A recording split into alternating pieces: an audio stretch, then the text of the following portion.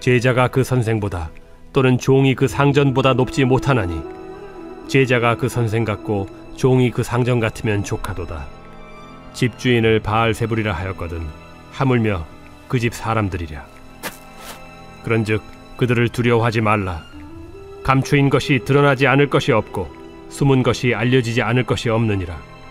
내가 너희에게 어두운 데서 이르는 것을 광명한 데서 말하며 너희가 귓속말로 듣는 것을 집 위에서 전파하라. 몸은 죽여도 영혼은 능히 죽이지 못하는 자들을 두려워하지 말고 오직 몸과 영혼을 능히 지옥에 멸하실 수 있는 이를 두려워하라. 참새 2마리가 하나 쌀위원에 팔리지 않느냐. 그러나 너희 아버지께서 허락하지 아니하시면 그 하나도 땅에 떨어지지 아니하리라. 너희에게는 머리털까지 다 세신 바 되었나니 두려워하지 말라. 너희는 많은 참새보다 귀하니라. 누구든지 사람 앞에서 나를 시인하면 나도 하늘에 계신 내 아버지 앞에서 그를 시인할 것이요 누구든지 사람 앞에서 나를 부인하면 나도 하늘에 계신 내 아버지 앞에서 그를 부인하리라. 이 한파 속에서 이처럼 예배를 사모하며 나오실 때 말씀을 깨닫게 되고 또 하나님의 사랑을 알게 되시기를 소망합니다. 마태복음 10장은 예수님께서 이 12제자를 부르시고 또 파송하시면서 이 제자들에게 하신 말씀들에 대해서 기록되어 있습니다. 예수님은 사역 중에 항상 이 제자들과 함께 있었습니다. 이 잠깐 기도할 때를 제외하시고는 제자들과 함께 먹고 또 그리고 함께 잠을 자기도 하고 그리고 병을 고치실 때에도 또 설교를 하실 때에도 이 항상 제자들과 함께하는 생활을 하셨습니다. 이처럼 제자들과 이렇게 함께한다는 의미는 복음을 선포하신 이유, 복음을 받아들인 삶이 어떤 삶의 모습인지 이 모범을 보여주신 것과도 같습니다. 즉 복음을 듣고 이 복음을 받아들인 자의 삶을 자신과 함께 생활하게 함으로써 배우게 해주신 것입니다. 이처럼 삶으로 믿음의 본을 보이고 그리고 행동을 같이 하는 것처럼 이 효율적인 제자 훈련은 없습니다. 항상 자녀들은 이 부모의 말과 행동을 보고 자랍니다. 그래서 자녀들의 모습은 부모가 평소에 하는 행동과 습관들을 이 무의식 중에 담게 됩니다. 때로는 자녀의 모습 속에 나의 모습이 보이게 되고 또 처음 보는 이 나의 모습에 또 당황하기도 하고 자녀를 혼내기도 할 때가 있습니다. 교회 안에서는 이 새신자들은 먼저는 사역자들을 보게 되고 그리고 리더들의 행동을 보게 됩니다. 이들이 하는 행동들을 본 새신자는 이들과 행동을 같이 하며 배우게 됩니다. 그래서 교회 안에서 항상 이 행동을 조심해야 하는 이유는 누군가는 나를 통해 배우게 되고 또 나를 따라하게 되기 때문입니다. 마태복음 10장 1절에 예수님은 12제자를 부르사라고 되어 있습니다.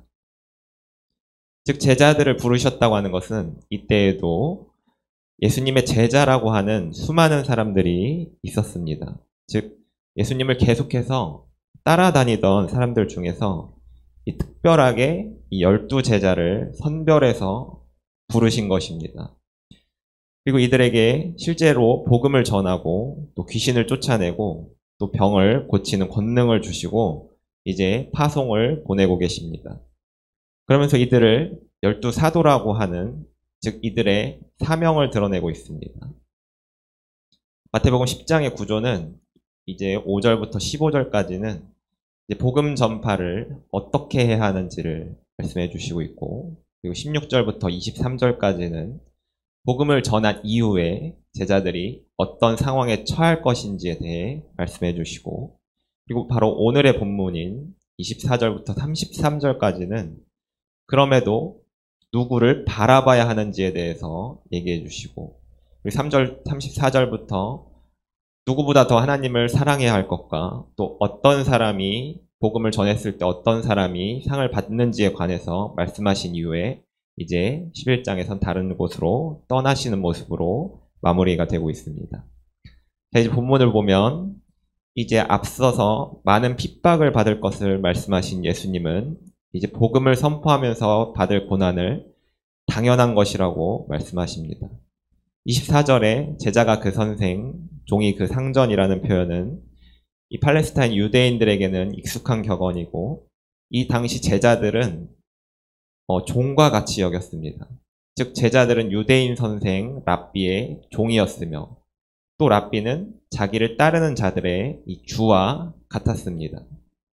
예수님은 복음의 완성을 위해서 이 인간이 겪을 수 있는 가장 큰 고통을 겪으셨습니다. 그 누구도 죄가 없지만 타인을 위해 이렇게 예수님과 같이 희생할 수 있는 사람은 단 한 명도 없습니다.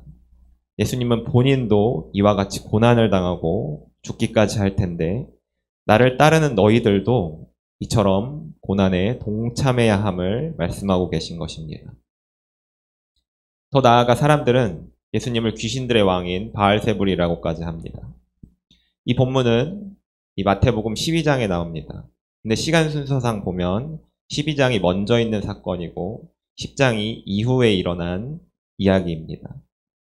그래서 본문이 10장에서 이 이야기는 이전에 언급했던 이야기를 한 번 더 언급하고 계신 것입니다. 즉 너희들도 복음을 전파할 때 채찍질도 당하고 또 세상의 높은 자들에게 신문을 당하기도 하고 또 부모 형제가 서로 고발해요. 죽게까지 하고 모든 사람에게 미움을 받겠지만 이 또한 나도 당한 것이니 너희가 마땅히 나의 제자라면 이런 일들이 있을 것을 당연하게 여기라는 말씀을 하고 계신 것입니다. 사랑하는 성도님들, 전도는 예수님께서 명령하신 지상 명령입니다. 마태복음 마지막 28장 19절에서 20절은 예수님께서 승천하시면서 우리에게 행동을 요구하십니다. 모든 민족을 제자로 삼아 아버지와 아들과 성령의 이름으로 침례를 베풀고 모든 것을 가르쳐 지키게 하라. 그리고 그렇게 행하는 너희에게 세상 끝날까지 항상 함께 하시겠다는 약속을 보여주신 것입니다. 그리고 사도행전 1장 8절은 오직 성령이 너희에게 임하시면 너희가 권능을 받고 예루살렘과 온 유대와 사마리아와 땅끝까지 이르러 내 증인이 되리라 하시니. 즉 이 둘은 이 마태복음 10장의 이 연속선상에 있는 말씀입니다. 예수님은 제자들을 파송하시면서 이와 같이 말씀하셨고 또 부활하시고 또 승천하실 때 다시 한번 이 복음 전파를 강조하시면서 우리가 이 땅에서 무엇을 해야 할지 이것에 대해 정확히 그리고 명확히 말씀해 주신 것입니다. 우리가 복음을 진정 깨달았다면 나가서 전하지 않으면 안 됩니다. 지금도 나의 주변에서 누군가 복음을 기다리는 영혼들이 있습니다. 그리고 복음을 전하실 때 공개적으로 또 당당히 전해야 됩니다. 결국엔 내가 어떤 의도로 그들에게 다가갔는지 그들도 알게 됩니다.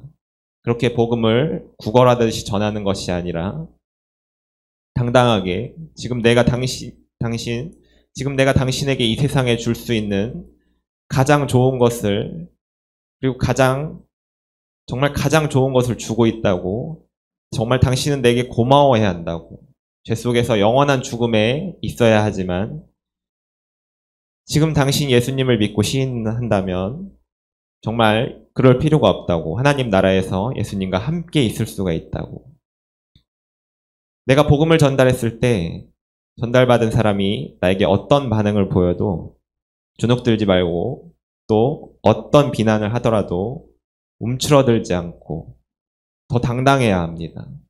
예수님께서 나와 항상 함께 하심을 믿고 담대하게 이 복음을 선포해야 합니다. 26절은 이와 같이 말합니다.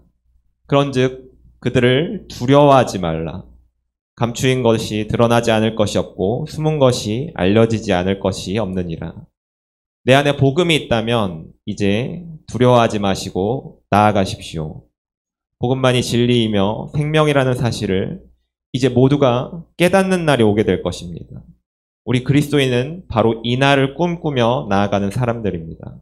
예수님께서는 말씀하십니다. 두려워하지 말라.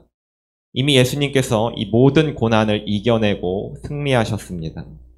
이미 승리가 확정되어 있는데 이제 무엇을 두려워하겠습니까? 패배한 사탄의 이 시기와 질투로 괴롭힘을 두려워 마시고 계속해서 담대하게 우리는 전진해야 할 줄 믿습니다. 우리 주일학교에서 이번 주 토요일에 이 자이언트 얀이라는 시를 통해서 가방을 만드는 행사를 진행합니다. 그리고 담임 목사님은 이제 부부 상담과 어싱을 통한 이 전도의 도구들이 있습니다. 전도를 할 때 예수님을 믿지 않는 사람들을 만날 때 이처럼 전도의 도구가 필요할 때가 있습니다. 전도의 도구는 믿지 않는 사람들의 이 육적인 필요를 채워주는 것입니다. 무언가 만들기를 하고 또 누군가에게 밥을 사준다거나 그들이 필요로 하고 있는 것들을 내가 채워주거나 그리고 또 부부의 이야기를 들어주거나 또 건강이 회복되거나 하는 이와 같은 과정을 통해서 복음을 전하게 되고 한 번이 안 되면 두 번, 두 번이 안 되면 세 번에 걸쳐 영혼의 때가 이르러서 이들이 교회로 찾아오게 됩니다. 이것이 1단계입니다. 1단계에서 이 육적인 필요를 채워줬다면 2단계는 교회에 온 영혼들에게 이 영적인 필요를 채워줘야 합니다. 영적인 필요는 바로 이 기도와 말씀입니다. 성도의 기도를 통해 이 한 영혼이 끝까지 주님께 나아갈 수 있도록 기도로 돕고 또 기도를 통해 마음속 깊이 예수님을 만날 수 있도록 해야 합니다. 그리고 말씀으로 먹여야 하는데 이 양질의 말씀을 잘 준비해서 먹여야 합니다. 이제 영적인 신생아일 때는 분유를 먹이고 그리고 이유식을 거쳐서 잘게 자른 음식들을 먹다가 나중에는 단단한 식물을 먹을 수 있게끔 해줘야 합니다. 하지만 이때 이 음식들을 잘 준비하지 못하면 이 말씀에 뿌리가 내리지 못해서 바람에 밀려 요동하는 바다 물결과 같이 흔들립니다. 우리가 된장찌개를 끓일 때 여러 가지 재료를 넣습니다. 그리고 그것을 끓여서 가족들에게 내놓았을 때 가족들이 맛있게 먹는 모습을 우리는 보게 됩니다. 근데 깜빡해서 이 재료를 한두 개 빼먹다 보면 처음에는 티가 안 납니다. 두부를 빼먹거나 호박을 빼먹거나 당근을 빼먹거나 근데 이게 지나서 더 두세 가지 이상 빼먹게 되고 계속 지나다 보면 나중에는 아무런 재료도 없이 그냥 물만 내놓는다면 이것을 된장찌개라고 말할 수는 없습니다. 그래서 이 영양소가 없어서 이 한 영혼이 성장하기가 어렵습니다. 이처럼 말씀을 준비한다는 것은 이 재료를 풍성히 준비하는 것과 같습니다. 이처럼 다양한 재료들을 잘 준비해서 잘 먹여서 영적인 기아 상태에 빠지지 않고 충분한 영양을 흡수해서 잘 성장하게 됩니다. 이것은 사역자에게만 국한된 말씀이 아닙니다. 우리 모두에게도 이것이 필요합니다. 우리 또한 전도를 위해서는 내 안에 말씀이 있어야 전도를 할 수가 있습니다. 건강하지 못한 부모에게서 나온 자식은 건강하지 못하고 또 건강한 부모에게서 나온 자식은 건강하듯이 나 또한 영적인 자녀를 출산한 전도를 위해 말씀을 계속해서 깊이 묵상하고 끊임없이 내가 먹어야 하는 이유입니다. 이제 마지막 3단계는 새롭게 들어온 영혼이 기도와 말씀을 통해 자란 뒤에 똑같이 자신과 같은 사람을 찾아서 전도를 하게 됩니다. 이것이 계속해서 이 사이클이 돌아갈 때 비로소 건강한 교회로 성장하게 됩니다.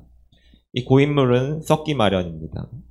끊임없이 영혼을 위한 사랑의 마음으로 이 한 영혼의 소중함을 깨닫고 한 영혼을 자라게 하기 위해서 이 수많은 영적인 부모들이 애를 쓰고 또 서로 속 썩는 일이 있다 하여도 참고 넘어가고 사랑으로 감싸주고 이제 그 영혼이 장성하여 다시 새로운 영혼들을 데려오게 되었을 때 그 기쁨과 감격은 이 말로 표현할 수 없을 정도입니다.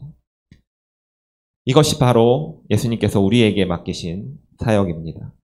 우리와 함께 하길 원하십니다. 우리가 받을 어려움은 예수님의 사역에 동참하게 되는 기쁨과는 비교할 수가 없습니다. 우리가 이와 같이 살아가는 이유에 대해서 본문 32절, 33절에 나오고 있습니다. 여기서 시인한다라는 말은 공개적으로 고백한다라는 말을 의미합니다. 즉 많은 사람이 모인 장소에서 나는 예수님을 믿는 사람이다 라고 고백할 때 예수님께서도 하나님 앞에서 우리가 진정 예수님을 따르는 자였다고 말씀해 주신다는 것입니다. 우리는 이제 더 이상 숨겨져 있는 존재가 아닙니다. 사람의 눈치를 보느라 입을 꼭 다무는 것은 말씀대로 보면 예수님을 믿지 않는 자와 동일합니다. 신앙생활은 중간이 없습니다. 우리가 사람들 앞에서 예수님을 시인하면 예수님을 믿는 자이며 부인하면 예수님을 믿지 않는 자입니다. 여기서 중간은 없습니다. 신앙생활은 항상 이 선택의 연속입니다. 그 수많은 선택들이 지금 내가 어떤 자리에 있는지를 드러냅니다. 침묵은 자기 자신이 손해보지 않기 위해 입을 다물고 있는 이기주의와 비겁함일지도 모릅니다. 믿음 안에서는 말을 아껴야 할 때가 있습니다. 하지만 우리가 세상으로 나아갈 때는 세상에서 빛으로 밝게 드러나야 하며 소금으로서 짠맛을 내야 합니다. 끊임없이 예수님을 주로 고백하는 것, 그러므로 나의 마음을 다잡고 세상을 당당히 마주하며 살아가는 삶을 살아야 합니다. 수많은 사람들이 나에게 돌을 던지듯이 비난을 날려도 나의 머리털까지 세신 것 같이 나를 보살피시고 또 참새보다 귀하다고 말씀해 주시는 이 말씀을 붙잡고 다른 사람의 눈치를 보지 않고 오직 하나님 앞에 서 있는 자의 신앙으로 이 코람데오의 믿음으로 두려움 없이 나아가야 할 줄을 믿습니다. 저와 함께 이 사역에 동참하시겠습니까? 저와 함께 이 믿음의 동역자가 되어 주시겠습니까? 우리 끝까지 견뎌냅시다. 이미 예수님께서 승리하셨습니다. 승리를 선포하며 나아가게 되시기를 진심으로 소망합니다. 기도하겠습니다. 세상을 마주하며 두려움 없이 복음을 선포하길 원합니다. 나의 연약함을 불쌍히 여겨주사 나의 믿음 없음을 고백하오니 나에게 믿음을 허락하여 주옵소서. 말씀이 나를 이끌어가는 등불이 되게 하시며 하나님 앞에 선 신앙인으로서 믿음의 본을 보이며 나아가길 원합니다. 저와 항상 함께하여 주옵소서. 이 모든 말씀 예수님 이름으로 기도합니다. 아멘.